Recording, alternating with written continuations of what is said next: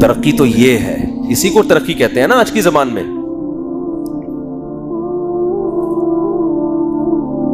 تو آپ نے کہا کہ یار یہ تو عقل مند کہے گا کہ اس کمبخت کی عمر 60 سال ہے بھائی. 60 سال کے بعد پاکستان میں آدمی غریبی میں چل رہا ہوتا ہے. کس میں چل رہا ہوتا ہے؟ تو اس نے کرنا کیا ہے؟ اس کے حق میں اتنی بڑی بلڈنگ ہو یا 120 گز کا چھوٹا سا گھر ہو, یہ اس آدمی کے حق میں کیا ہے؟ برابر ہے. سمجھتے ہو؟ ہاں, بعد والے فائدہ اٹھائیں گے اس سے, لیکن بعد والے بھی کتنے سال فائدہ. دیکھو ترقی ہم یہ دیکھ رہے ہیں اجتماعی سطح پہ. بات یہ ہوتی ہے کہ فائدہ تو انفرادی طور پر ہر آدمی اٹھاتا ہے نا اس ترقی سے. تو انفرادی طور پر کون کتنا فائدہ اٹھا رہا ہے؟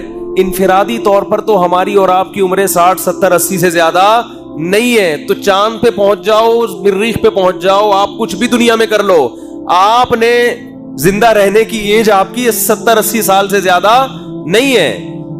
تو انسان کو فائدہ اتنا بڑا فائدہ نہیں ہو رہا جتنا ہم سمجھ رہے ہیں. اتنا نہیں اس کو مسلط کرو سر کے اوپر.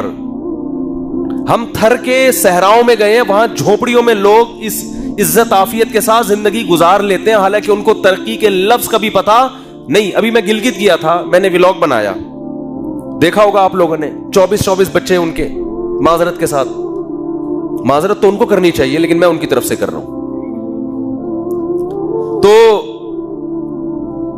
دیہاتی لوگ ہیں, بالکل ایک پسماندہ علاقے میں گاؤں ہے, ٹریکٹر تک نہیں ہے زمینوں پہ چلانے کے لیے.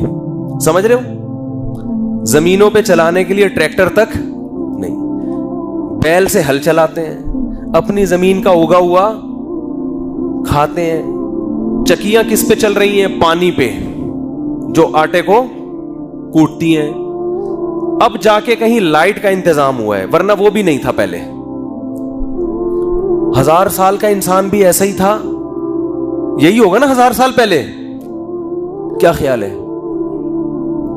ان کے پاس کوئی ترقی, حتیٰ کہ میں 10 سال پہلے گیا تھا تو ڈاکٹر کا انتظام بھی نہیں تھا وہاں پہ, کوئی ڈاکٹر بھی نہیں تھے. سمجھ رہے ہو کہ نہیں سمجھ رہے؟ ڈاکٹر بھی نہیں تھے وہاں. وہ حکیم اور جڑی بوٹیاں اور یہ پیٹ کے لیے یہ والی وہ گھاس کھا لو, بس وہ تجربوں سے ایک چیز انہوں نے سیکھ لی تھی, بھائی پیٹ خراب ہو تو یہ کھا لو.